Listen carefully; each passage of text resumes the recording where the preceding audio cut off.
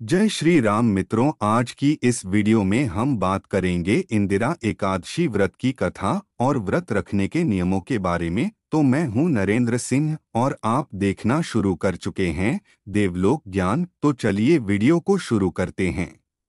प्राचीन काल में सतयुग के समय में महिष्मती नाम की एक नगरी में इंद्रसेन नाम का एक प्रतापी राजा धर्मपूर्वक अपनी प्रजा का पालन करते हुए शासन करते थे।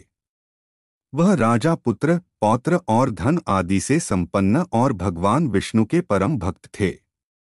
एक दिन जब राजा सुखपूर्वक अपनी सभा में बैठे थे तो आकाश मार्ग से महर्षि नारद उतरकर उसकी सभा में आए।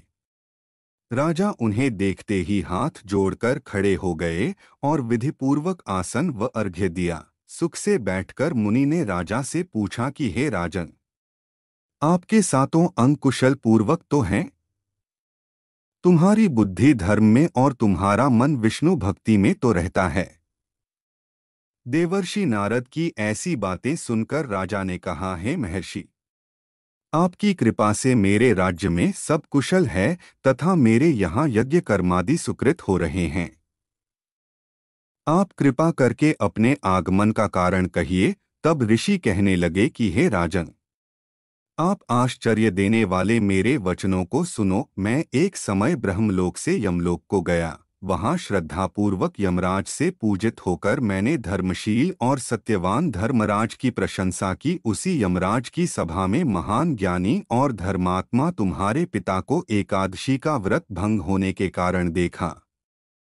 उन्होंने संदेशा दिया, सो मैं तुम्हें कहता हूँ। उन्होंने कहा कि पूर्व जन्म में कोई विघ्न हो जाने के कारण मैं यमराज के निकट रह रहा हूँ। सो हे पुत्र, यदि तुम आश्विन कृष्णा इंदिरा एकादशी का व्रत मेरे निमित्त करो तो मुझे स्वर्ग की प्राप्ति हो सकती है। इतना सुनकर राजा कहने लगा कि हे महर्षि, आप इस व्रत की विधि मुझसे कहिए। नारद जी कहने लगे, आश्विन माह की कृष्ण पक्ष की दशमी के दिन प्रातः काल श्रद्धापूर्वक स्नानादि से निवृत्त होकर पुनः दोपहर को नदी आदि में जाकर स्नान करें। फिर श्रद्धापूर्व पितरों का श्राद्ध करें और एक बार भोजन करें। प्रातः काल होने पर एकादशी के दिन दातून आदि करके स्नान करें। फिर व्रत के नियमों को भक्तिपूर्वक ग्रहण करते हुए प्रतिज्ञा करें कि मैं आज संपूर्ण भोगों को त्याग कर निराहार एकादशी का व्रत करूंगा। हे भगवान, आपकी शरण में हूँ, आप मेरी रक्षा कीजिए।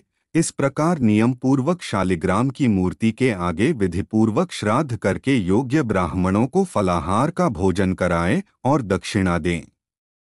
पितरों के श्राद्ध से जो बच जाए उसको सूंघकर गौ को दें तथा धूप, दीप, गंध, पुष्प, नैवेद्य आदि सब सामग्री से ऋषिकेश भगवान विष्णु जी का पूजन करें। रात में भगवान के निकट जागरण करें।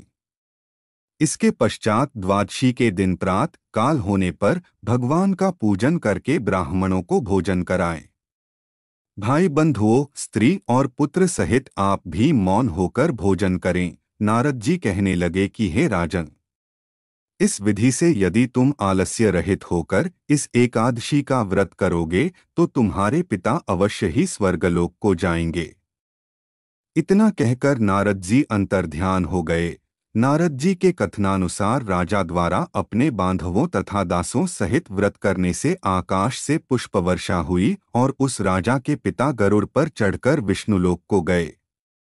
राजा इंद्रसेन भी एकादशी के व्रत के प्रभाव से निष्कंटक राज्य करके अंत में अपने पुत्र को सिंहासन पर बैठाकर स्वर्गलोक को गए। तो यह थी इंदिरा एकादशी व्रत की कथा और व्रत रखने के नियम। तो हम आशा करते हैं कि हमारे द्वारा दी गई जानकारी आपको पसंद आई होगी। कृपया इस वीडियो को लाइक करें और हमारे चैनल को सपोर्ट करें। धन्यवाद।